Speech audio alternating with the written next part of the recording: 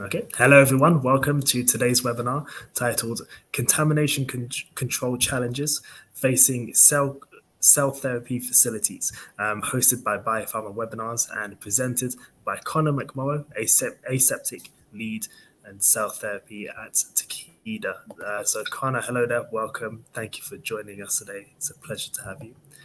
Thank you, And Marcus. then also we'll be joined by Félix Montero-Julian, Scientific Director of Pharma Quality Control at bioMérieux. So Félix, hello there, welcome. Thank you for joining us as well. It's a pleasure to have you here. Yeah, thank you for having me.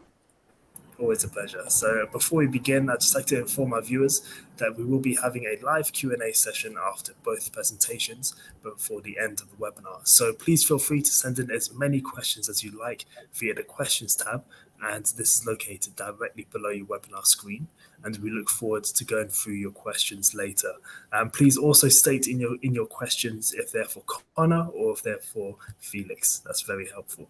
Okay, now please allow me to introduce our first presenter. So Conor McMorrow is an aseptic lead for Takeda Grange Castle's cell therapy facility. His role involves working across departments in the facility to support microbiology, contamination control, and aseptic practices. He has worked across multiple pharmaceutical production sectors, including oral solid dose, over-the-counter, sterile compounding, and traditional biologics prior to his involvement in cell therapy. Previous roles included working within QC microbiology labs, raw material chemistry labs, and sterile compounding sterility assurance. And Conor has worked within traditional biologic startup sites involved with lab setup and equipment qualifications. Conor is currently completing a master's in biopharmaceutical science with a focus on cell and gene therapy design and qualification. And outside of work, he likes to keep active through climbing, kayaking, surfing, and swimming. So with that, I'd like to hand over to our first presenter today. So welcome, Conor. Thank you very much, Marcus. And thanks to everyone for joining. Really appreciate everyone taking the time out, and hopefully you'll enjoy our slide deck. So as Marcus introduced me, my name is Conor McMorrow, and I'm the aseptic lead for a cell therapy facility in Takeda, Ireland. What I want to do is discuss some challenges that cell therapy facilities can face in relation to contamination control, particularly when compared to traditional biopharmaceutical production. So cell therapy manufacturing is an emerging and growing sector in the biopharma industry, and its advent of commercial manufacturing is quite exciting, innovative, and really is an interesting step forward in the biopharma space. Clean rooms in general present challenges to operate, maintain, monitor, and by no means are a walk in the park to control. For cell therapies, there can be additional and perhaps unique challenges that present when compared to traditional biopharmaceutical production. And these can provide excellent problem-solving opportunities for those that are inclined, especially considering the infancy of cell therapies in the commercial space. But before I really get into that, I just want to give you a small bit of introduction as to my involvement in the facility that I'm currently in. So in the picture here, we have our Takeda Grange Castle site, which I'm the aseptic lead for.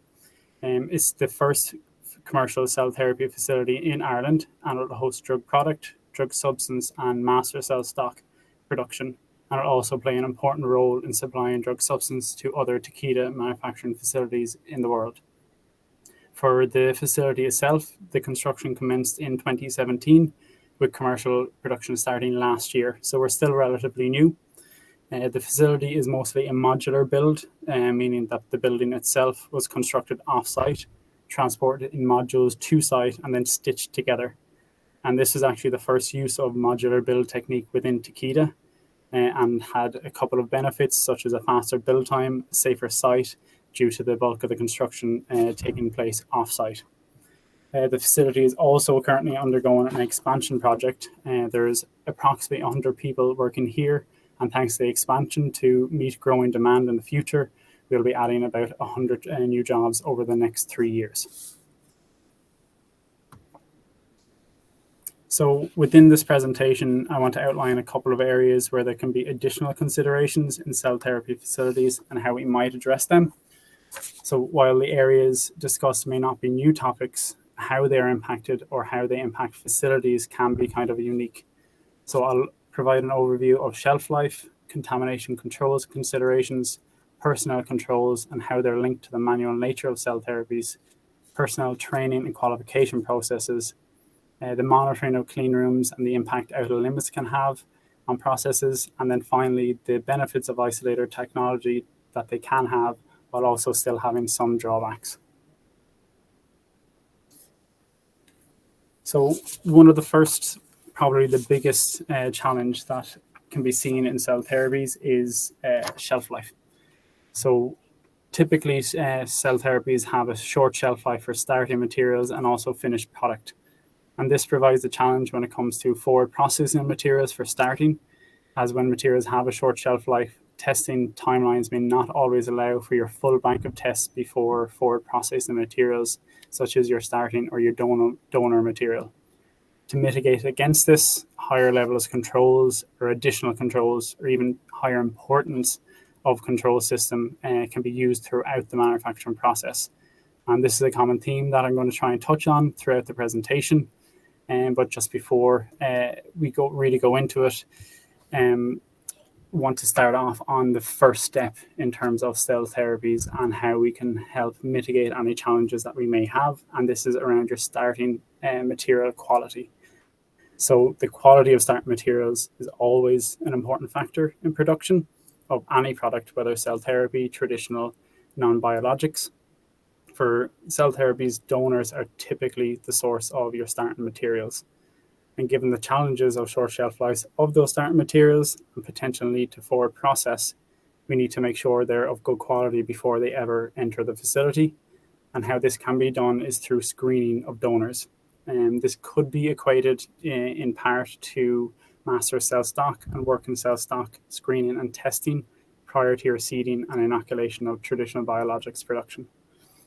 The screening helps assure the quality of your starting materials prior to extraction, so prior to that clock starting to tick.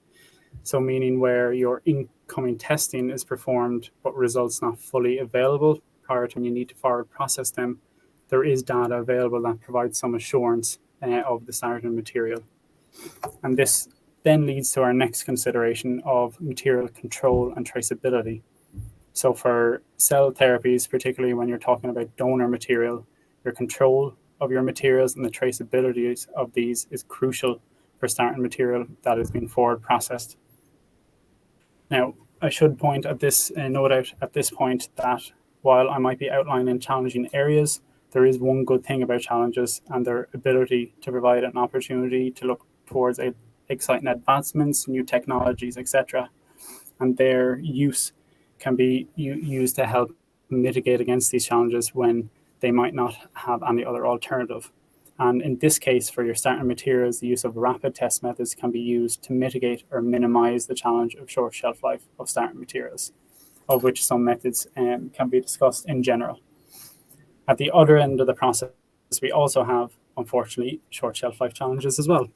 So this does provide a number of considerations, such as your release of products to deliver them to patients in time for them to be administered. In this case, processes need to consider the speed of review and approval of your data and your batch records and your critical release testing. So the use of electronic records and efficient facility and environmental monitoring systems can help in the availability of that data to ease the review and the speed that you can perform those reviews in a safe manner. And again, the use of advanced and rapid test methods can help with this. While the use of rapid methods is growing in popularity, you might be able to see why for short shelf life products they can have a particular allure. However, even with the use of rapid testing and electronic batch records, the short shelf life and just the nature of the products means higher levels of sterility assurance is always at the forefront of everyone's minds. So what this means for our cell therapies is our contamination control strategy needs to operate at the highest possible level to provide that assurance when you don't have all of your testing available. This includes your typical components is nothing new, wild or wonderful, such as your utility designs, your process validations, monitoring systems, and cleaning and disinfection programs. Now, naturally, all clean rooms and associated controls should be designed to maintain control. However, due to the considerations for cell therapies, the number of controls and even clean room classification may need to be higher than would be expected for traditional biological designs. Again, those also bring challenges themselves, such as your physical design of the room, resourcing for process steps, and then personnel training as well. So in terms of personnel for biopharmaceuticals, people are the creators, the patients, and producers of our medicines. But unfortunately, they also are the biggest source of contamination in clean rooms. And this is always a challenge for any clean room control, no matter what the process. And to everyone here, they're probably, how you manage it is probably second nature to you, such as your garbing, your training, qualification. But the most efficient way is moving people away from the product, be it through automation or physical barriers. I'll talk a little bit about physical barriers later in the presentation, but for now, automation is what I want to look at. In terms of automation in the biopharmaceutical industry, it has several advantages: consistency, speed, and then the most relevant here is separation of personnel from product. However, for cell therapy production, manufacturing is typically a manual aseptic operation, particularly during clinical stage development. And this means that separation of people from the product is not easy to achieve.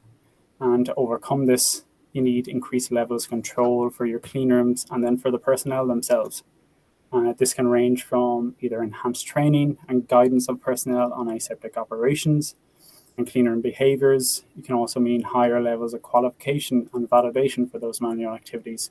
So really front loading your training and your qualification before people really get stuck in and involved in the manufacturing process. Now, you will be training and qualifying people for any process. For a manual process, you may need to bulk that training and qualification up a bit. Just to use Garbin as an example, Grade B Garbin requires personnel to be trained, qualified, and requalified at minimum once per year. And a simple addition that you can do for a process that is manual and close to the product is to have either routine observations, increased frequency of requalification, and enhanced levels of personnel sampling that can help increase your control and make sure you are demonstrating the effectiveness of your personnel gowning when personnel are the risk. The use of controls are extremely beneficial. However, there is no escaping that for manual aseptic processing.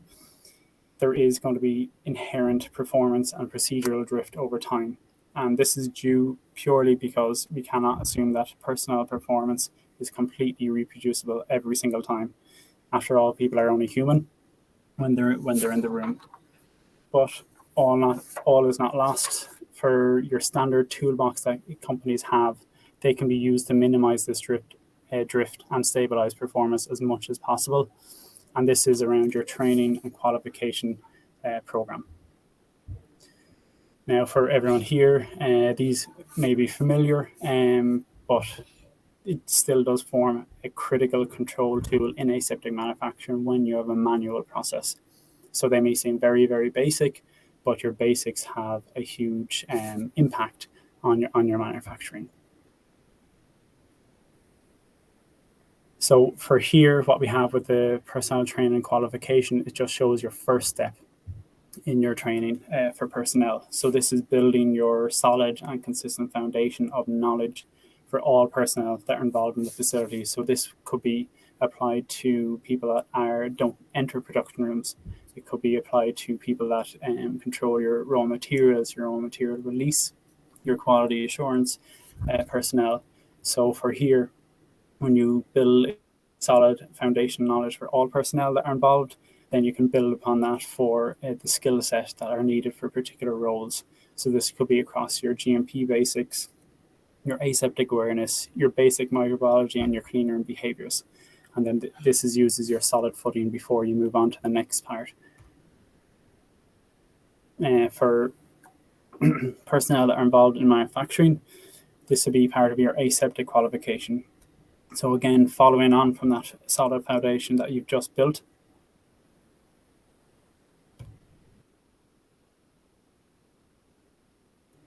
apologies. So following on from that solid foundation that you've just built, you can see here skills are built one upon another. So this is where you're going from your grade D access, building on that foundation of knowledge from grade D, followed by your grade A and B Garvin training and qualification, and then the crucial aseptic training and qualification prior to your qualification for personnel to be involved in manufacturing. So this is about building one on top of another for everything before people ever enter into a BSc or an isolator to manufacture. So again, the concept of training and qualification is far, far from unique for cell therapies, but the levels of knowledge and skill that need to be built up can be increased significantly compared to traditional biologics. But once we have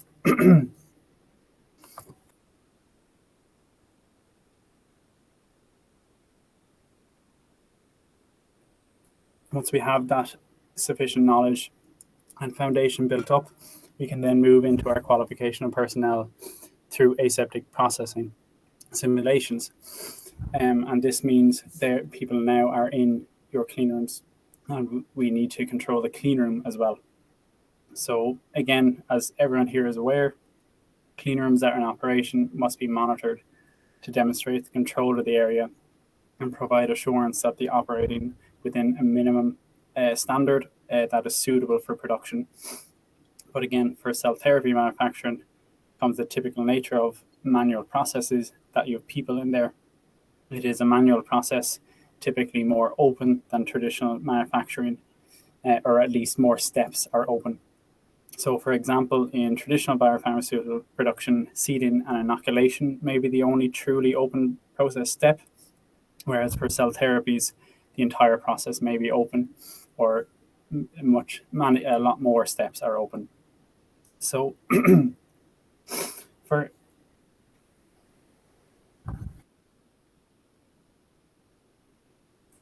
So this means we need to extend those controls and therefore monitoring of our clean rooms. So this could be around increased levels of sanitization, increased levels of monitoring, even up to higher grades of clean room that are used throughout the process.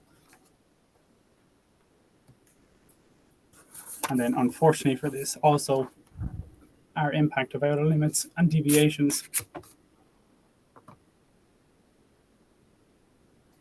Our impact of outer limits and deviations can have a significant impact on our process when we consider short shelf lives.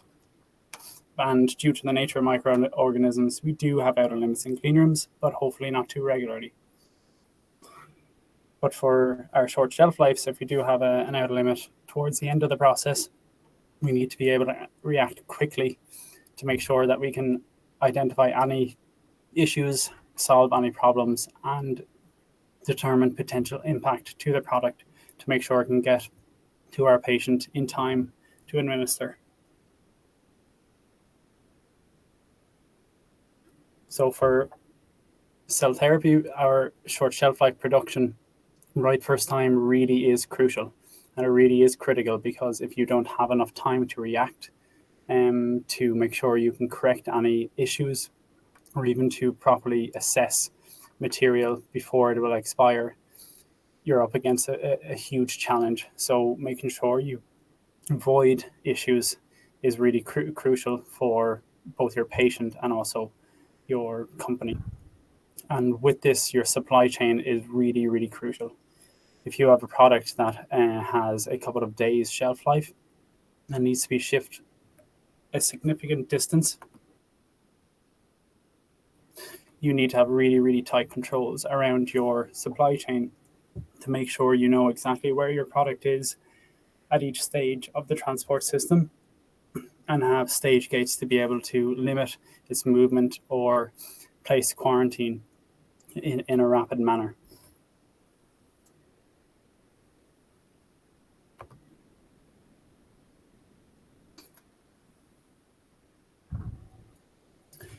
And as I mentioned earlier, how you can help mitigate any challenges, especially with a manual process, is by removing people from the product. And the distancing, while it may not be achievable through automation, we can use barrier technology to help with this. So isolator technology is not new. It has been around for a few years and is growing in popularity.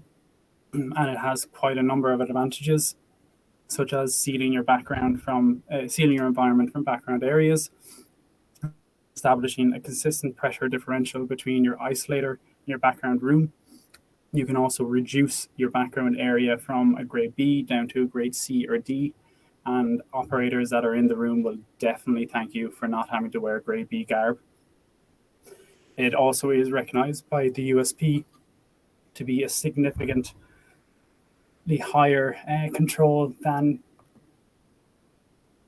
non-barrier systems. So isolators can be really, really beneficial by completely sealing off your background environment. However, there are some challenges with using isolators.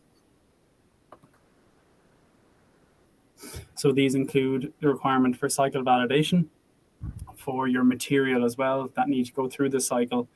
And these may not be compatible with your VHP decontamination, which can make raw materials and consumable sourcing more difficult. While that may not be a challenge that cannot be overcome, it can make it a little bit more difficult to make sure you can get the right consumables in to support your manufacturing process. There is also process equipment requirements. So, for example, a manual cell therapy process that uses a centrifuge as part of your steps, you will need to consider integration of equipment like that into your isolator, which may not be a standard configuration. However, again, with everything where you have a challenge, you can come up with a solution. So you can use blended approaches with your manufacturing process to use isolators for compatible steps while maintaining perhaps BSCs for incompatible steps. So you're reducing that risk where you can, even if you can't apply it across the entire process. So in terms of cell therapies, they can face similar challenges to traditional biologics. They're not unique. However, how they can be affected by aspects such as your short shelf life, the manual nature of production, means they can be slightly unique in how the challenges are, how much risk are associated with a challenge, and how you can be limited in how you can manage those challenges around your testing, your personnel controls, use of isolators, etc. So these can be quite unique. And also with cell therapy manufacturing, the processes in themselves are quite unique. So there is no one size fits all. Some of the challenges that I've mentioned here may not be applicable to some processes, and there may be challenges that I haven't mentioned that are crucial to other processes. So you can't really apply a single set of controls or a single set of challenges to any process. Each of them will be unique. So thank you very much. I'm back to you, Marcus. That's great. Thank you very much for that, Conor. Great presentation there. And quick reminder to our audience members, if you have any questions for Conor or for Felix, then please feel free to make use of the questions tab that's found directly below your webinar screen. Feel free to send in as many questions as you like, because we look forward to going through them later during our live Q&A session. So once again, thank you, Conor. And now please allow me to introduce our next presenter. So Felix is the Scientific Director of Pharma Quality Control at bioMérieux and has over 25 years of experience in industrial and clinical diagnostics, and previously served as a Communex R&D Director in bioMérieux. Felix graduated from the Autonomous Metropolitan University in Mexico as industrial biochemistry engineer and holds a master's in science and a PhD in Immunology from the Aix-Marseille University in France. Felix is a member of different scientific organizations, PDA, ISAC, and served as an expert in the panel for the development of compendial rapid sterility tests for the USP. He has authored more than 50 scientific publications in basic and applied immunology/microbiology, and is an inventor on more than 6 patents on immune therapeutic approaches. And with that, I'd like to hand over to our next presenter. So welcome, Felix. Thank you, Marcos. Thank you, Conor, for your live presentation. So good morning, good afternoon, everybody. It's my pleasure to talk to you a little bit about the contamination control challenge facing cell therapy facilities. And in the mirror of what Conor presented, I would like to talk to you about the technology part of how to manage this contamination challenge the cell therapy phase. So this is the agenda, the topics that I would like to cover with you today. So talking a little bit about the trends in cell therapy, what are the key contaminants in cell therapy, what are the challenge, some points regarding contamination control strategy, and make a focus on environmental monitoring, mycoplasma, like an examples of the new technologies that can be used to alleviate the microbial contamination, and then finish with some conclusions. So in terms of trends, basically in cell therapy, we know that the industry is really pushing on some particular imperatives here regarding, for example, the scalability of the manufacturing, being able to process many samples of these cell therapy products. It's also confront to the reducing of the cost of these therapies, and also how to develop all these, the balance between an autologous approaches versus allogenic approaches, in which the constraints in terms of manufacturing and cost could be different. The other trends is the definition and the discussions about different models for manufacturing in terms of centralization or decentralization of these kind of manufacturings, and also relate some other topics related to market access and obviously the reimbursement of these therapies. So the main challenge associated here are really linked to the shortage of manufacturing capacity and talents that the field is suffering. Also, the evolving and increasing expectations from regulators, pushing a little bit more pressure in how these products need to be controlled and developed. The need for process and analytical methods that are more fit for purpose rather than trying to optimize some of them to this particular area. And also the lack of reliable vector production. Conor mentioned supply chain and logistics is extremely important, considering, for example, today that we are talking about short shelf life products and also very complex raw materials to build these products. The recruitment for clinical trials, the design of these clinical trials in order to get the maximum of information regarding the efficacy and the safety of these products. Also, we are still in some areas lacking of standards.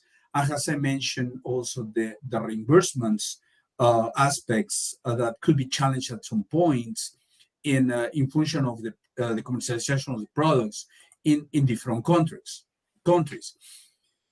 So when you look at the key contaminants in cell therapy, I listed here the three main ones that can be related. One is what we call the contaminants linked to the process. For example, the use of the beads for the immunopurification, the serum that is used to culture cells, some of the non-viable particles that can be related and present in these products, peptides that are used to do the stimulation, proteins, cytokines, growth factors, and at some point some antibiotics. And in terms of the contaminants related to the cellular materials, we can talk also about dead cells that can happen during the manufacturing process, but also some of the unwanted cells, right? So other cells, for example, in the CAR-Ts, different cells that are not T-cell lymphocytes. And the most important part here related to the safety of the products is everything related to the microbial contaminations, related to the bacteria, yeast, molds, mycoplasma, endotoxin, parogens, but also some viral particles. And all these potential contaminants needs to be managed in a holistic way in order to have a very good control of your process in terms of contamination. And we know we have some regulatory guidelines that needs to be followed that states very clearly how these contaminations should be managed and respect and follow so of the GMP guidelines that needs to be followed in order to make these products safety and effective. So the main contamination control challenge facing here is really regarding the microbial contamination, some potential cross-contaminations that can happen during the process. As I mentioned, the environmental contamination, personal contamination, because personally, particularly in processing, which there is still a lot of manual activities, personal contaminations can play a major role here. Raw material contamination, so testing of all these raw materials, and also the equipment that are related or used to manufacture these products. And if we make a focus on the microbial contamination here, we can see that these sources can come also from different areas. Equipments during the assembly, the cleaning, the sterilization for some of them. The process, we talk about process that can be open or process that can be fully closed. The raw materials, also the utilities, the water, the gases that are used, the personnel, and also the facility. And when I talk the facility, is also how these facilities has been designed in order to manage the flow of personnel, the flow of materials, the management of the waste, and also everything that is related to the HVAC. And everything should be managed at the level of the environmental controls has this. So as Conor mentioned, there is some contamination control strategy step that has been defined. And basically today, I think that the Annex 1 in particular define is the most advanced, I would like to say, in terms of how this contamination control strategy should be set, because they propose to write a document in which include these different steps regarding the plan and process designs, equipment and facilities, personal utilities, and so on. And the idea is not to see all these different steps in an isolated way, but more in an holistic approach. So all these elements must be considered all together and not individually in a silo base, right? And some of these processes are extremely important to ensure the contamination control strategy is implemented and followed during the manufacturing process. So the corollary of this is cell therapy manufacturers really requires today the state-of-the-art quality controls to provide rapid and accurate results so they can trust and ensure product and patient safety at the end. So bioMérieux has been working since a few years now to propose some of these quality control technologies for the cell and gene therapy. And in this slide, I wanted to illustrate to you very quickly what are the products related here. And on the top of the slide, you can see what we call the regular CAR-T autologous process, in which you start from the blood collection to T-cell selection and activation, transduction with lentivirus, cell expansion, formulation, final release testing, and then the storage, distribution, and administration in the patients. And different quality control process that needs to happen here in terms of incoming material testing, in process, but also release testing. And basically, we can divide these quality control tests or approaches in what we call the safety testing. And the first one is obviously the environmental monitoring, in which we need to be sure that the environment in which these products are manufactured are under control. You have also the further release testing, the sterility testing, that is a mandatory test here for commercial products, the mycoplasma, endotoxins, and at some point in the raw material testing, some of the bioburden. So, and we have different technologies, and I would like to introduce to you one of the technologies related to the environmental monitoring and how these cutting-edge technologies can help to manage the contamination control in these different products. And then you have what we call the cellular attribute testing that is related to the cellular profile during manufacturing, corresponding to the viability, the phenotype, and the purity in these cases. And as I mentioned, some of the contaminants could be also dead cells or unwanted cells. And in that case, we can use technologies like flow cytometry in a more appropriate way to screen these products and be able to see if any potential contaminant is available here. And this is basically a flow cytometer that is proposed here by a company called Axelix, in which is a cartridge-based systems and very good fit for manufacturing purposes, in which you don't need to have a PhD degree to run a flow cytometry here.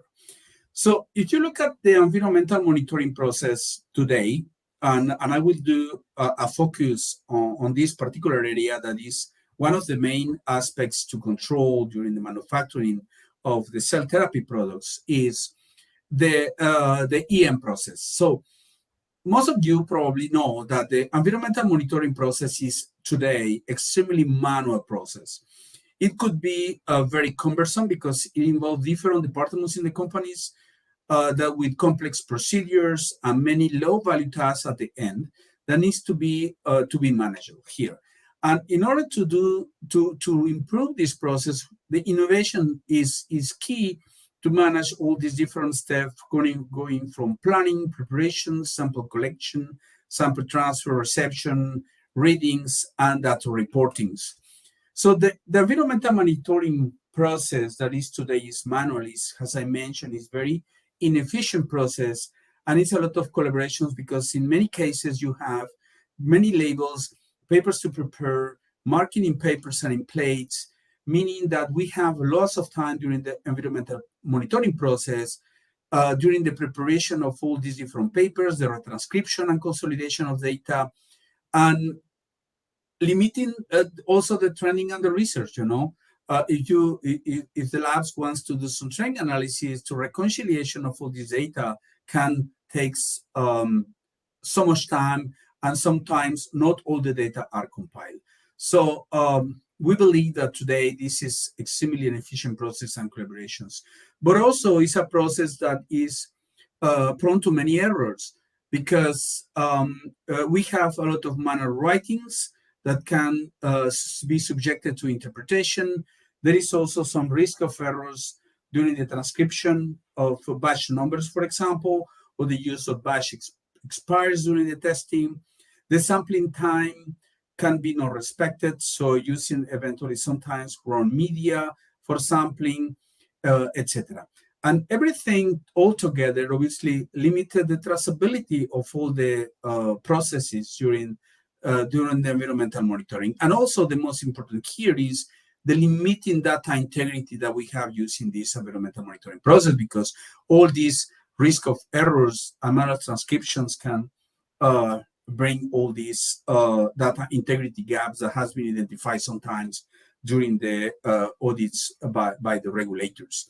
So how to make the process more efficient in that case? So obviously, limiting the label, the marking, avoid to use tapes or parafilms to protect the plates, and also avoid the reconciliation manually and the retranscription, and having everything in a digital form that can be captured automatically using different systems.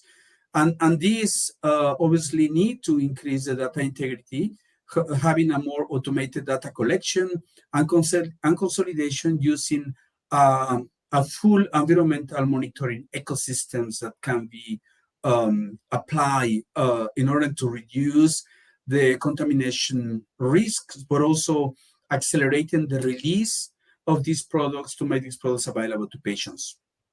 So the company has been working in three main innovations here. The first one is the innovation in the media plates, to maximize the digital experience here. And it seems to be easy, but and Petri dishes is one of the most common microbiology tools that are used worldwide, right? And most of the oldest one. And we introduced some innovation here in order to make these Petri, what we call 3P smart plates, performant and reliable, and be able to empower the digital transformation that is needed in this particular field of the cell therapy.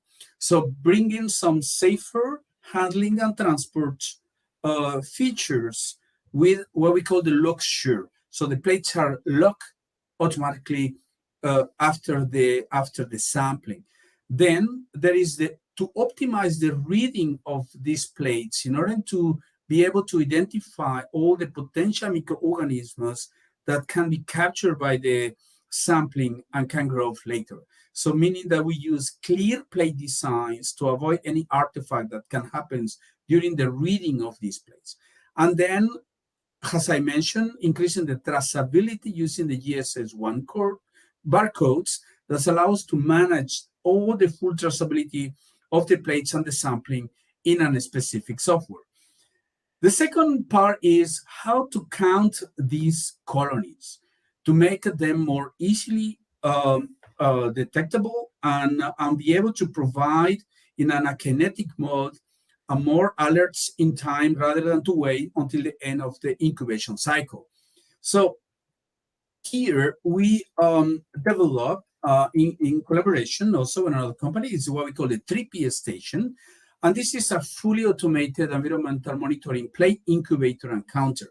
And you can see here, this is the second innovation here, in which 300 plates can be loaded in a random access way to the system, and pictures are taken every hour to make a kinetic reading.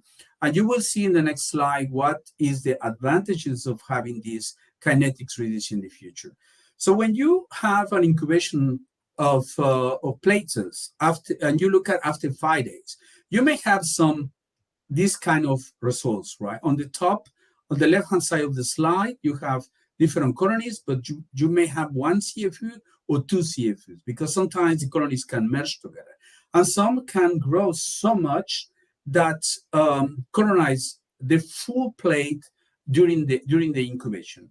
So the system here allows to because of the kinetic reading, to apply what we call the go back in time. So when the plates are overgrowth after, for example, 7 days incubation, you can back on time and see really what happens at the beginning of the incubation period, and being able to really have an accurate count on the colonies captured by the sampling process during the plates. So you can see here, for example, on the top, the figure of day 0, day 2, and after 3.5 days, and some of these colonies have been merged. And rather than having only one, we can see 2 different colonies. And in the case of the overgrown plates, we know since the beginning that we are facing here a plate containing 51 CFUs, for example. So only kinetic reading can allow us the best and the standardized enumeration here. And the critical point here, and something that Conor mentioned, is how we can get early notifications at some point, right? So being able to identify very early in the process the potential contamination breach in which we can have some actions to implement in order to not jeopardize the release of the products or the manufacturing of the process. And in that case, the kinetic reading can inform of an out of specification samples as soon as an alert ratchet threshold has been reached. And in this case, for example, I show you an example of a plate that has been reading from time 0 to 65 hours. And you can see here in function of the action levels reach, in function of the grade A, B, or C, white rooms, you can have these alerts and start to get some actions rather than to wait until the end of the process to take these actions. And the third element to bring the digitalization of this process in order to better control the contamination here is the connectivity. So, and the connectivity, meaning that we need to be able to connect the plate reader, but also everything that has been done during the sampling of the environmental process, meaning that these systems should be able to be connected to the ERP, the LIMS, and also monitoring all the process and all the incubations and readings. And to look at the impact of these kind of approaches, this is a very current example of the manual environmental monitoring workflow, in which you have different steps. So you can see, I'm not going into the details, it's only to show you the core EM steps, the traceability steps, the conformity steps, so this is something that is related to the regulatory aspects, and then how a system in which you have the right place, the right traceability, the right system to read the plates, and also to digitalize the data allows to reduce many different steps, making the process more efficient and more optimized in these cases, reducing many different steps that are low value added during the environmental monitoring process. So meaning that in this case, the digitalization of the environmental monitoring process, and this is, we call this 3P Enterprise, provides maximum efficiencies in terms of reduction of the number of errors, meaning that we will have only few investigations, bringing some also during the process some operator guidance and conformity checks to be sure that the process has been developed, and robust counting results with these automatic kinetic results, but also allows to streamline the environmental monitoring process, removing all the no-value added steps, reducing the lower level of resources here too, and provide early notifications, so providing a highest level of activity to the companies making these products. And also importantly, that something that has been stressed out by the different regulators is data integrity. So we ensure that we have the full data traceability that is important during the inspection readiness, and start to automate and paperless traceability for the full process here. The last example I want to give you in terms of contamination control strategy here is the mycoplasma. So most of you probably know that mycoplasma could be challenged because those are small microorganisms. They can negatively impact the cell cultures, and mycoplasma detection must be performed as part of the release testing for cell and gene therapy products, but not only, also at the level of the master and working cell banks, etc. And the compendial methods are very arduous and requires huge technical expertise. And when we talk about short shelf life products, obviously we have the cell culture that takes 28 days, so the indicator cell cultures with a LOD of 1 CFUs is 5 to 8 days. So the implication is loss of time, money, efforts, the potential to lose all these valuable cells and products, patient contaminations, and in that cases, the most current approach to manage this is to use the alternative microbiological methods based on nucleic acid detection. But the current methods are require expertise and specialized labs, and some of them are prone to contamination. So we took and we bring with a new technology called a next generation of nucleic acid testing method. It's a BioFire rapid PCR technology. And in this slide, you can see here what we call the film array, that is the thermocycle, and the BioFire pouch, that is a consumable that contains everything is needed to run a PCR test. So how it works very quickly is a single-use molecular lab in pouch, in which one pouch is one test, and you have different circuits, different layout in the pouch. The system is, the pouch is storage at room temperature, but that is also a main advantage to not having a cold rooms to storage all these reagents. So basically on the top, you have the freeze-dried reagents that are needed to run the molecular test. And then you have what we call the fluidic circuit, but all the liquids will be transfer from one step to another. So the first step is the sample extraction and preparation using silica magnetic beads. That happens in this gray area on the left-hand side of the slide. And then there is another step in which the purification of nucleic acid testing occurs.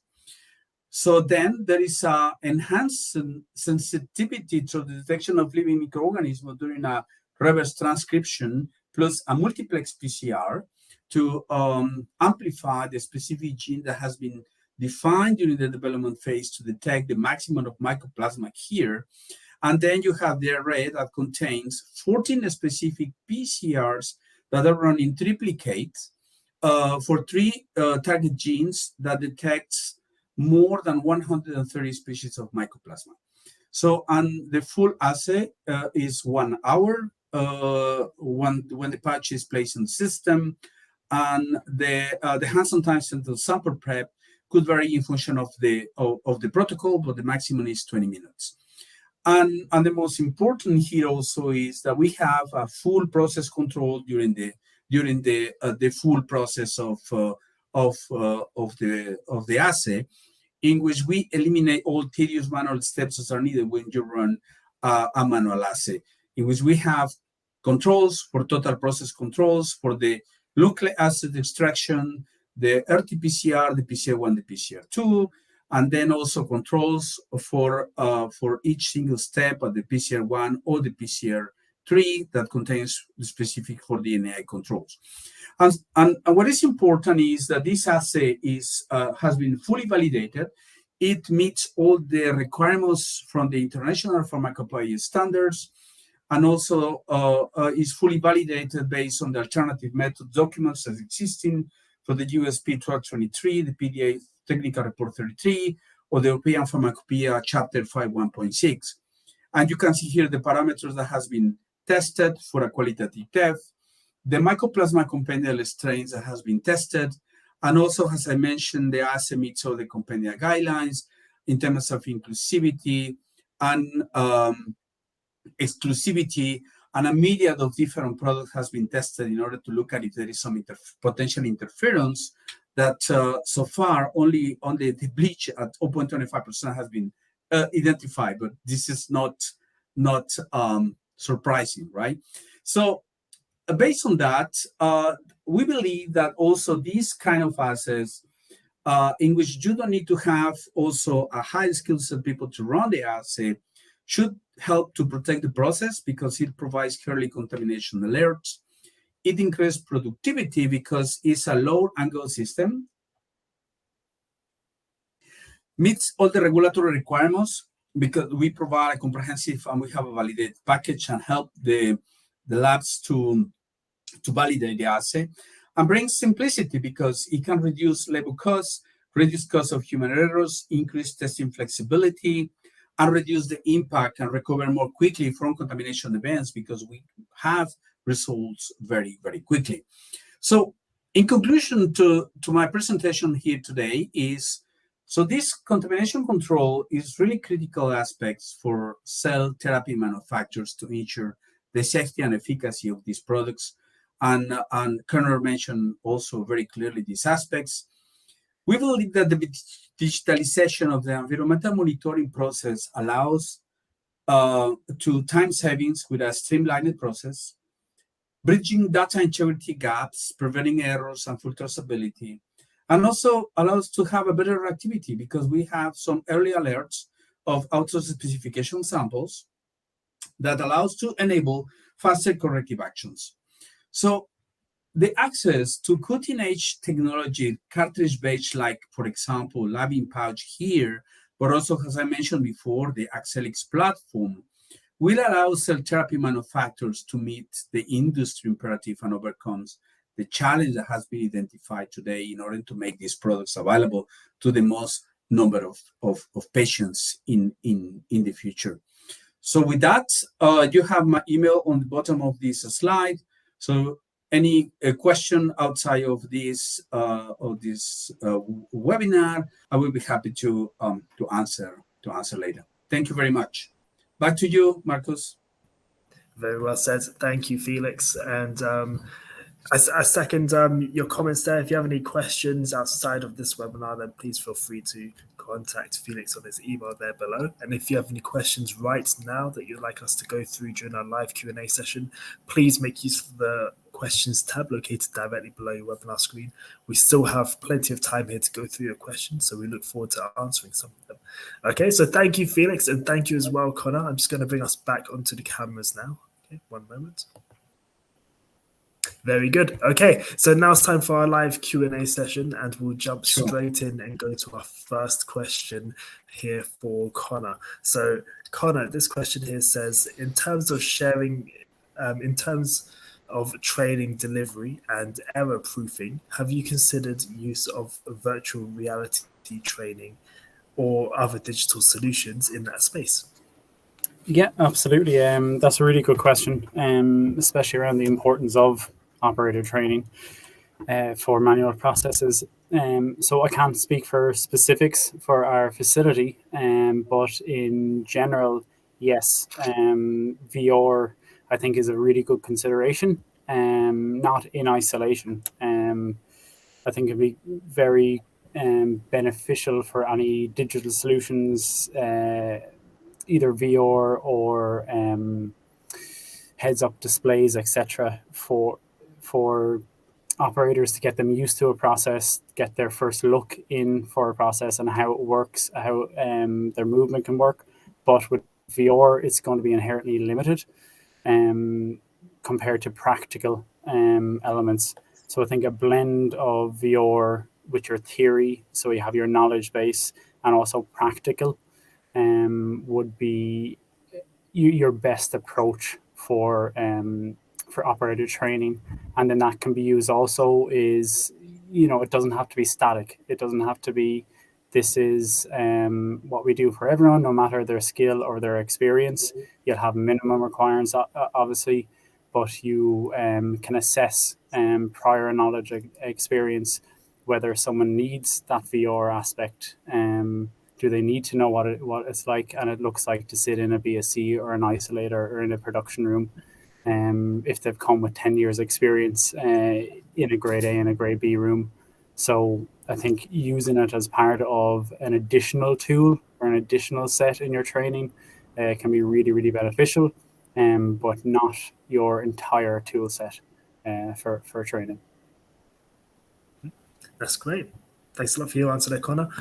Before we move on to our next question, Felix, was there anything you'd like to add to this answer? No, I'm fine. Yep. Okay then. Thanks a lot for that. Our next question then to Felix says here, how do you read these plates manually or automatically?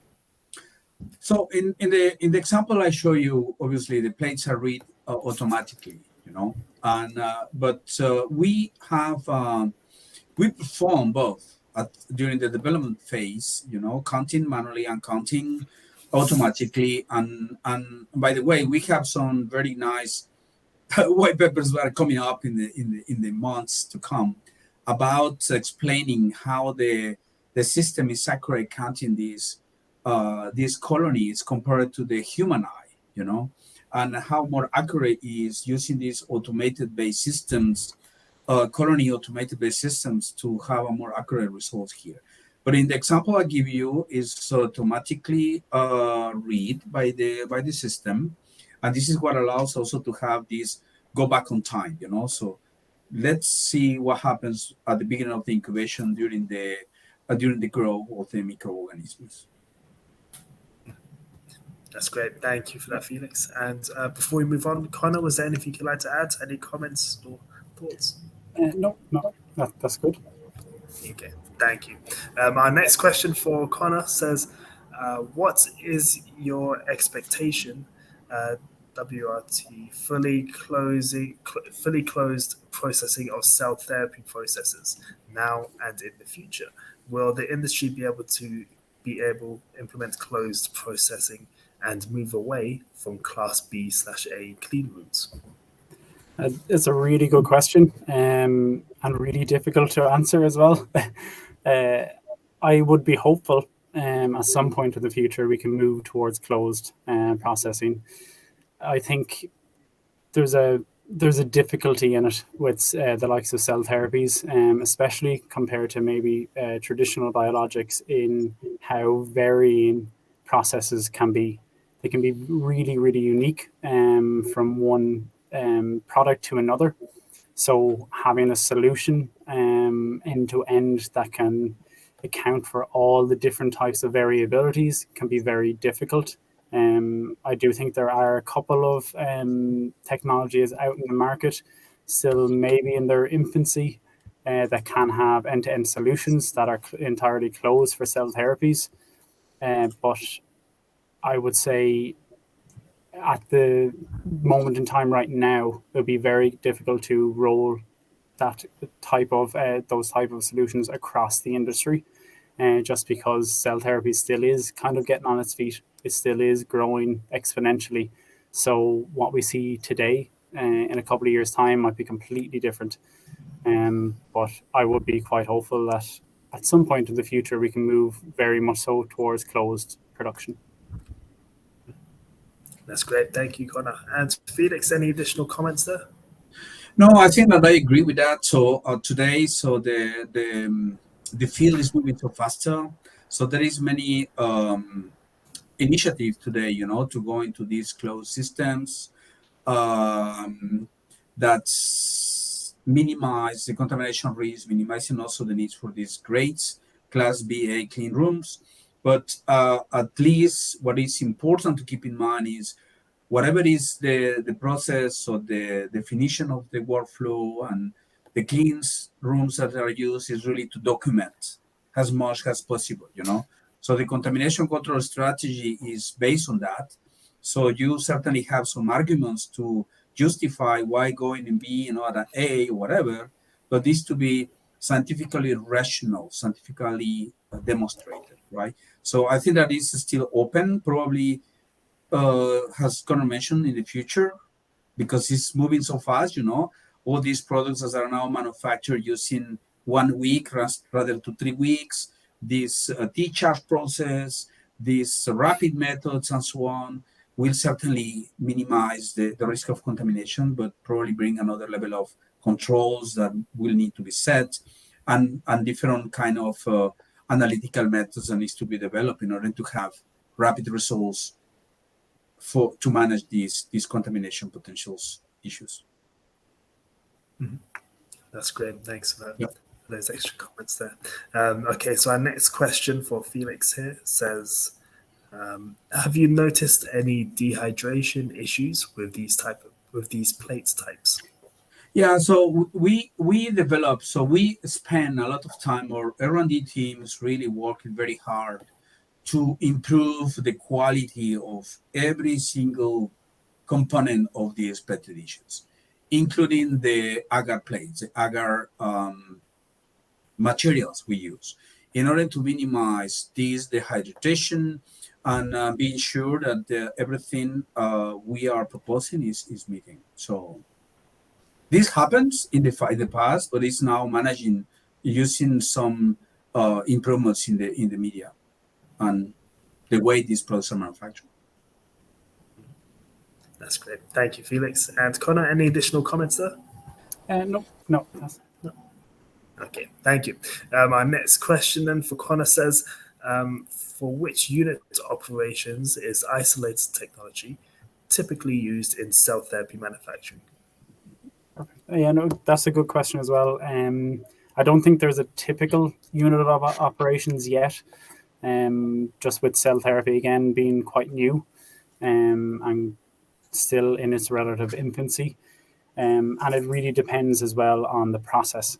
So for isolators, if you can't apply it across the entire process, there may be unit of operations towards the end of production that aren't compatible, whether it's raw materials, consumables, that aren't compatible with performing, going through a VHP cycle, or you need certain equipment that can't be integrated into an isolator. That also could be for a different process relevant at the start. So it really does depend on the process, the individual production process. Although if you can apply it, the closer to your fill finish, the better, because your level of risk will increase as you get closer to your fill finish. So the closer to the end, the better that you can have isolators, but it really does depend on what your process allows, essentially. Because there may be some obstacles that will prevent isolators being a viable option. That's great. Thank you, Conor. And Felix, any additional comments there? No, it's fine. No? Yeah. Okay, then. Thank you. Our next question for Felix says, how does a single 3P station perform 2 temperature incubations, 30 to 35 Celsius and 20 Right. to So 25? so basically, the systems can manage one temperature and then another one in the same, but it will take more time in function of the temperature settings you want to develop. So what we are trying to do is also to develop some single temp approaches. So in which only one single temp can be used to look at the full range of potential microorganisms that you have in your facility, but at least the platform can manage both temperatures, one sequentially, So, but this is in function of how the processes are set and what are the real needs you have in terms of environmental monitoring controls here. Okay, great. Yep. Thank you, Felix. Any additional comments there, Conor? We're happy to move on. No. Okay, thanks. Our next question then for Conor says, what is the main challenge with a manual cell therapy process? Thanks very much for that one, because that's something I like to discuss a lot myself. I think is a really good discussion point rather than something for someone to say, because it really does, again, depend on your process. But one of the things, in my opinion, although people may disagree, is I think short shelf life is the biggest challenge because it elevates the rest of your risks. So for a manual process, like I was speaking to, personnel, training, qualification, consistency, and then also personnel being present in a clean room, they're your challenge. But a short shelf life will increase your risk for everything else. So what might be high risk for one process might be completely different for another process. But if both of them have short shelf lives for either their starting or finished material, that elevates all of their risks for both processes, regardless of what those risks are. So for me, I think it's short shelf life would be the biggest challenge, because it affects everything essentially. And then that all kind of comes back full circle with your contamination control scheme that I was talking to and Felix was talking to, that it's a holistic approach, that you develop your contamination control scheme based on your risks. And if those risks are elevated because of that short shelf life, it elevates everything. So your contamination control has to react to the elevation of all of those risks. Okay, thank you, Conor. And anything more to add, Felix? No.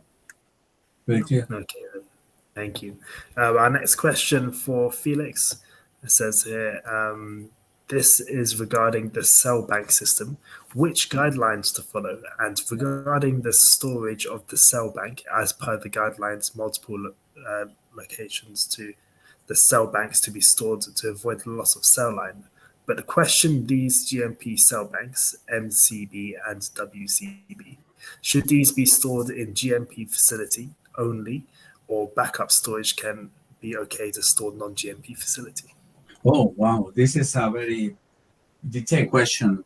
I am not sure I will be able to provide you a very clear answer on this. So I prefer to get the information later. I can answer these questions with more details. Yeah. Sorry. Shut up. Yeah. Yeah. Okay. Yeah. Well, it's something to follow up on later. Very good. Absolutely. Okay, I will follow up on that. Yes. Yeah. Very good. Okay, then. Another question. It's a shorter question. It says, why mycoplasma and sterility every time a qualification is required with the test items? I mean, today all the rapid methods except the cell growth based methods from the European Pharmacopoeia standpoint, except these, all the other methods are considered alternative methods. And because of that, we need to perform a validation qualification of the method versus the compendial method that is today the reference, right? So in the case of mycoplasma, the nucleic acid testing technologies are considered alternative methods. And in consequence, you need to do a validation of the method, okay? So this is, and we need to make a comparison with the compendial method to be sure that your method is not inferior and you are not degrading the performance of the mycoplasma detection in terms of sensitivity, coverage, specificity, etc. But there are some initiatives today at the different pharmacopoeia levels. For example, the USP, the United States Pharmacopoeia, released last year a chapter, if I remember what is the USP 77, that tends to propose to consider the nucleic acid testing method for mycoplasma a compendial. So meaning that all this burden, in terms of validation, etc., will be reduced dramatically. So, and we need to keep in mind that for all the rapid micro methods today, so they are accepted by the regulators, and even the new documents released for environmental control or sterile products and so on are encouraging the pharmaceuticals to go into these rapid methods, really to evolve in the way these microbial contaminations controls are performed today. So I think that today we have many rapid microbiological methods that has been in the market for many years that has been improved the efficacy, and the value to have a very good control and a very good detection and quantification of these microorganisms in different kind of samples, in different kind of process matrices, and so on. And there is I think that there is a movement there, so now to really push the regulators to become more acceptable in terms of all these rapid microbiological methods. I think that this is clear. And the USP again has been released 2 chapters for review, for draft, for discussions on cell growth based methods, ATP, laser scanning cytometry, and nucleic acid testing. And I think that the European Pharmacopoeia is at some point also considering that, So, for example, another example here is the recombinant factor C. The recombinant factor C was before an alternative method, and now in Europe, because of the European Pharmacopoeia, is now a compendial method. But it remains an alternative from the United States Pharmacopoeia. But there is now some discussions, around how to bring innovation to the microbiological area in the pharmaceutical industry. Very nice. Thank you for that answer there, Felix. And Conor, is there anything you'd like to add there?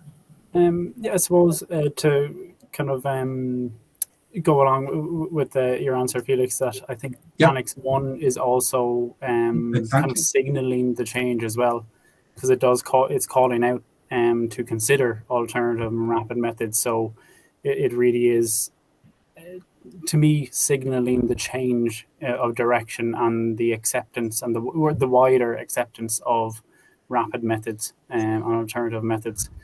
And then for the question specifically as well, and Felix may correct me, is in terms of qualification every time is also to ensure that if you're testing with your product in your sample, that there's no interference with your product with the test method as well. So the test method may be qualified and validated, and and it works, and that you want to make sure it works in the presence of your product and there's no interfering factors as well.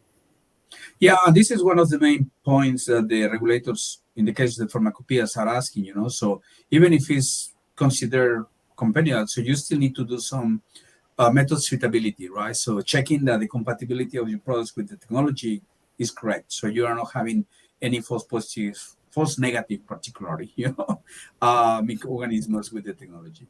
So false positive we can manage, but false negatives is more complicated, and it's not suitable. Very nice. Thank you there for those answers. So another question here for Felix says, do these only work with bioM 3P plates, or can other plates also be utilized? So I will be very honest. So today the system has been validated and qualified with our products, with our plates, because we really want to bring the maximum efficiency of the technology to the users. So we haven't tested other plates because we don't know the quality of the plastics, so all the labels that can be on the top, the impact on the reading, etc. So today we really preconize the use of 3 plates, smart 3 plates, to have a full advantage, of what has been developed here. So, yeah. Very nice. Yeah. Thank you for that answer. Conor, anything more you'd like to add to the answer? No. No. Okay then. So let's see it here. This next question, I'm not sure who it's to, so I'll just ask it to Felix, but feel free to defer if you want to, Felix. It says, when you are talking about contamination control challenges, are there differences between different cell strains used, such as virus cell or MRC5 cells, for example? If yes, what would they be? The Vero cells are the ones used for what we call the mycoplasma cell-based testing, right? So it's not culture; it's using cells, and in that case, so the pharmacopoeia is really recommending the Vero cells, right, and the MRC5. But I mean the way the mycoplasma is detected using these viability markers, dyes, and so on, could be different function of the cells, but I'm not sure if there's really major differences here. The only difference that I can mention is obviously the LOD that is expecting with this kind of test is much higher compared to the nucleic acid or the cell growth based methods. The difference with the cell growth is taking 28 days, and compared to the 5 AIs for the cell based method. But the LOD that is expected, so you cannot claim any LOD below 100 in these cases. I mean, it's very, very complicated to detect these microorganisms at such a low level of contamination here. So, yeah. Okay. Thanks for that, Felix. And Conor, anything more you'd like to add? Just from my presentation point of view, if the question is talking about general contamination control challenges for a process or a facility, yes and no in terms of different challenges for cell strains. The no would be the specific strain may not be during execution give you different challenges. It's again, you're talking about your process. There could be different processes depending what you're doing with those cells.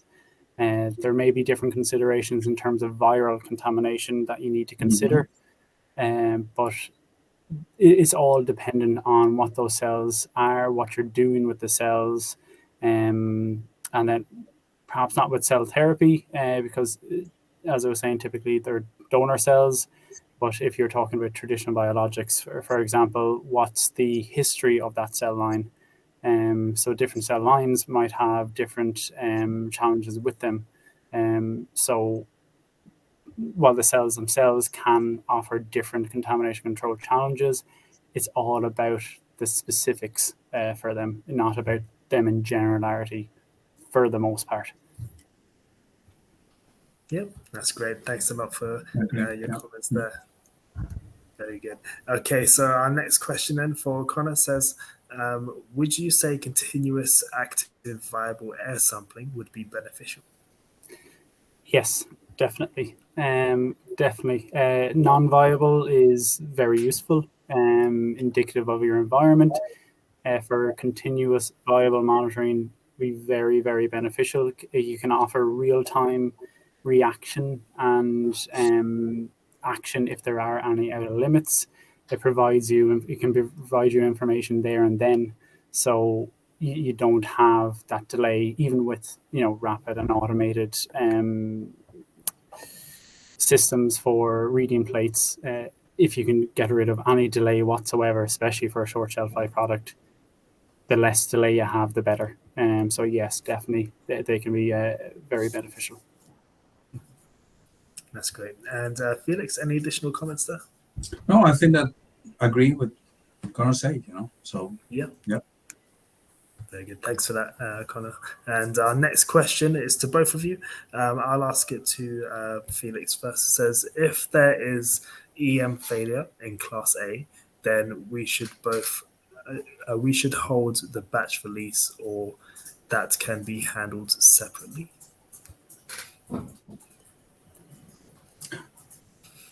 If there is an EM failure in Class A, then we should hold the batch release, or can be handled separately. I mean, it should be hold the batch, but maybe Conor may have some. For that, yes, you would hold the batch if it's possible. So again, I can't talk to specifics here, but in previous experience in other places, you're talking about what you can react to. So for an EM failure in Class A, if you have, like example that we just spoke about, the real-time monitoring, then you can react, you can assess, investigate there, you can hold a batch. You may have, depending on your product, when you identify the failure, when it happens, your product could be released already, it could be administered already. So it depends. How you react and what you can do will depend on when you identify the failure, what the failure is. So if the batch is within your control, within the facility, it hasn't been released, yes, absolutely, hold it, release it. Investigate, determine your impact, and what you can do. Is there an alternative batch that can be provided? What's the impact of a patient missing a dose? So for any products that are either short shelf life or stepping a little bit out of cell therapies for compounding materials, for example, you probably have to, you can consider patient impact in terms of missed doses as well, because you may not have the luxury of holding a batch until you perform an investigation. And what is that impact on a patient if they miss a dose? Is that impact higher? Depends on administration levels, what the treatment is. There's a whole host of factors that can determine what your recourse would be. But again, typically, you hold the batch, investigate, determine what you can do, what are your options, and then make your informed decision. Nice. Very good. Thank you for that, Conor. Anything more to add, Felix? No, I'm perfectly fine. I think that there is some differences in the level of the batches are manufactured, right? So for clinical trials, there is a little bit more flexibility compared to manufactured batches, in which the requirements are a bit different here. Yeah, and ultimately your goal is patient safety. Exactly. It's not continued supply at the behest of patient safety. So your decisions need to be informed on patient safety. Essentially, that's your ultimate. Mm-hmm. That's great. Thanks a lot for your answers there. This next question, I'm not sure who it's to, but I'll address it to Conor. It says, how to the environmental monitoring can be made digitized and automatic maximally? I think that means to say how can I'm not sure. Over to you. I'll talk in generalities. Felix, you may have specifics on how it can be executed. But for me, it similar to your what you touched on in the presentation, Felix, is about using electronic systems barcoding, QRs, get rid of your pen and paper. You don't want that. You can automate that if you can go brilliantly down the line to closed processing of. I have seen systems in different webinars or conferences where they had an automated arm that went in, so you fed your plate into a system and it brought it into the location for you. So there's, in generalities, the whole world out there to automate EM. Yeah, absolutely. And I think that also another point, obviously, environmental monitoring are many different other aspects, right? That can be aggregated at the same time with all these electronic systems that can provide a full report immediately after the end of the last step, because environmental monitoring is also non-bioparticles, etc. So many other aspects that needs to be taken into account, and being able to apply these kind of rules also in order to maximize the use of these tools, to have a very precise environmental monitoring controls quickly and in time. That's a good point as well, Felix, in terms of it's not just one unit. For automation and speed, consideration for electronic systems that pulls together your information from different systems. So you might have an FMS system, your EMS system. So consideration for an electronic system that can pull all those together, and then you have a automated report right at the end, especially for short shelf life product. Speed is key. That you don't want to be pulling reports from different systems, pull them all together to make your review and release. Whereas if you can, if you have a system in place that talks to all of the other units, that can be hugely beneficial. Yeah, and the last point obviously will be all the capabilities to introduce some machine learning trending, with all this bunch of data that allows you to give you more guidelines on how your processes under control or not, or eventually anticipate, potential events. So I think this is the future. Yeah. Very nice. Thank you for your answers there. This next question, I'll ask it to Felix. It says, what is the purpose of the EM if at the end the EM is not a way to determine the sterility of the product? I can please talk to you a little bit. So for EM and sterility testing, they're not individually showing you everything. Similar to your contaminant control strategy is holistic. So your EM shows you what the environment is like at the time of manufacturing. EM also in itself is inherently limited. It's sample based. You won't know the entirety of the contents of a room. Similar to sterility testing, it's a sample. You're not sterility testing and consuming the entire product. So all of your individual controls and all of your individual tests alone won't show you your confidence or your sterility assurance of your product. It's only when you combine them together that you can get your sterility assurance for your product and your contamination control assurance. So it's a part of the puzzle, but it's not alone on it. Absolutely. And a bit well defined, Conor. Thank you. And by the way, so the release of the product is not dependent on the sterility. It's all the data coming together.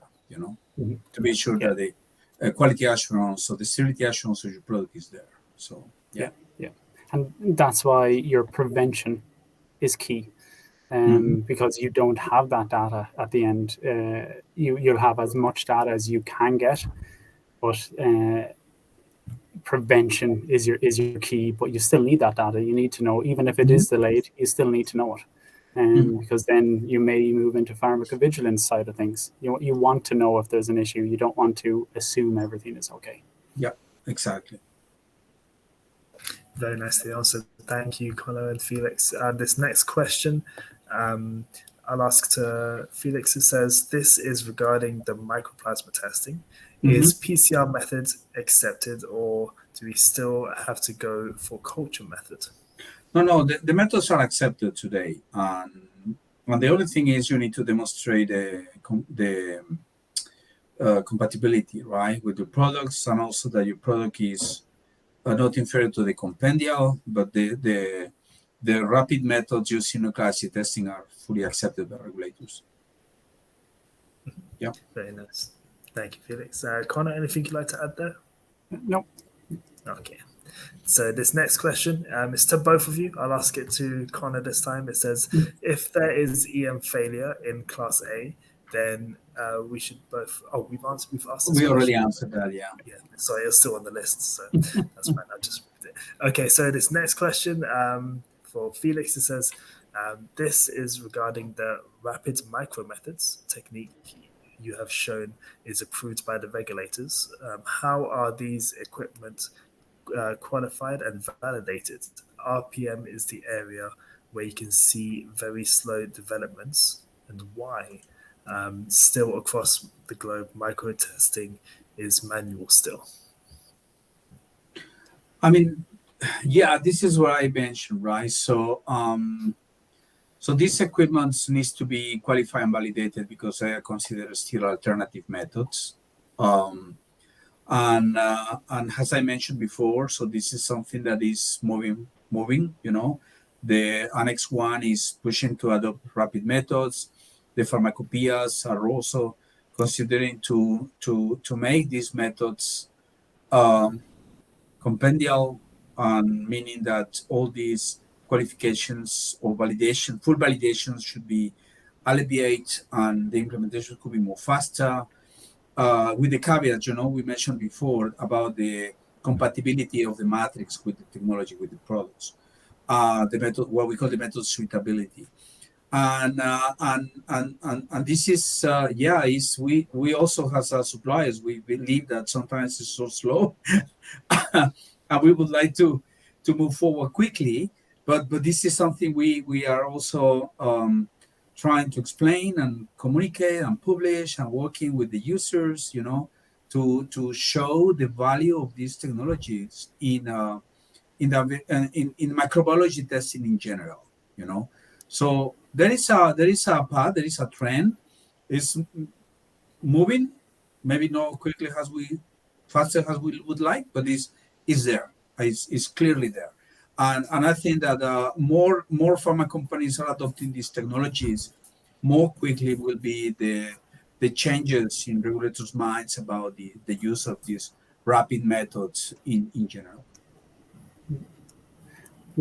I think in terms of the slowness in change as well, we can only guess as to a regulator's mind for most part, but for micro testing, the methods were established so long ago, and changes to them, especially moving to any rapid methods, they're so almost drastically different that you're not tweaking them, you're not updating the micro methods as time goes, whereas you may have been doing that to facility designs or, you know, different parts of production process, that because you're not tweaking as they're going along, it's such a rapid change that the nervousness to move away from such a well-established method, even though it is inherently limited, probably is just takes a bit of a bigger push to really to get that train moving. So to me, that's why I think it may be a bit slow, but that's purely guessing. You know, I don't speak the mind of a regulator. Yes, me either. Very nice. That's great. Thank you then. And this next question I'll ask to Felix. It says, have you had any feedback from regulators on using these incubators? No, I mean, the incubators are only controlled for the temperature and so on, right? So far, there is no particular pushback or negative feedback on this. So this is totally acceptable to be used like incubators we use today for the plates in terms of incubators, right? For the image, obviously, we need to build all the arguments and all the data, all the science behind to show that this is that the microorganisms are correctly detected, that the colonies are not missed, etc. But this is part of the development of the technology itself. And there is no big difference, right? So the only thing we need to check is, are we equivalent to the human eye or better? Because today, reading petri dishes by the operators could be also extremely subjective, and this is something we found ourselves during this process, and the size of the colonies, the color of the colonies, the person wear glasses or not, he's tired, many different factors that we can trace here using more standard technologies to identify these colonies. I don't know if you want to add something, Conor, on this. Yeah, no, absolutely. And from my experience of crouching over plates in a micro lab for hours on end, the tiredness is definitely a factor, I think, for operators as well. Yeah. You have specifications around particle detection and inspection, according to USP and EP, around maximum length of time an operator can inspect for particles for product release. But that's not exactly applied to reading of plates. Whereas, fatigue is fatigue at the end of the day. So, yeah, no, I definitely agree with that in terms of consistency. Yeah. Mm-hmm. Very nice. Thank you, Conor and Felix. Well, that was our last question for today. So it was a really great Q&A session. Thank you very much to everybody who sent in all of the questions. And I'd just like to remind you that you can watch this webinar and other webinars by going to our website, which is biopharmawebinars.com/webinars. Okay. And before we finish today, I'd just like to ask our presenters if they have any closing remarks. So, Conor, over to you since you went first. Thanks, Marcus. I suppose just in general, for cell therapies, since my involvement with it, I find it really exciting. And then for anyone that is either in the cell therapy space or thinking of going to cell therapy space, it's the unique challenges and the way you need to think sometimes can be really, really interesting and drive really interesting conversations. And combined with that, the potential for new methods, new technologies as well is really, really exciting. Even if it can seem quite difficult to apply or bring in, even just the thought of what the future can hold can be quite exciting. Especially with Annex 1 now, almost as an action or call to action for really advancing production and technology that's used. I think it'll be a really interesting space for quite another few years. Very well said. Thank you, Conor. And over to you, Felix. Yeah, so for me, we are living an extraordinary time, seeing these revolutions moving forward in terms of treating these life-threatening diseases. And the promise is there. I think that has been demonstrated. But there is still a lot of challenge, as you mentioned, right? So in terms of manufacturing process, quality controls, the analytical methods should be more fit for purpose. And there is still a lot of challenge. But it's exciting because at the end, we have patients that are safe, that probably if this never occurs, they can suffer a lot, And as scientists, I mean, as you mentioned, Conor, I think that the mindset is a little bit different, and we need to adapt on that. We need to adapt and see the analytical methods with different perspective. And yeah, so very, very exciting to continue working on that and bringing new products and new ways to control and release these products with right safety and with right efficacy. Mm-hmm. Very well said. Thank you. And I'd also like to take this opportunity to thank our presenters here today. So once again, that was Conor McMorrow, aseptic lead cell therapy at Takeda, and also Félix Montero-Julian, scientific director of pharma quality control at bioMérieux. So Conor, Felix, thank you for joining me today. It was a pleasure to have you. Thank you, Marcos. Thank you, Conor. Thank you, Marcos. Thank you, Conor. Have It a was great a pleasure. day. Okay. Thank you. Take care. Bye-bye. Bye.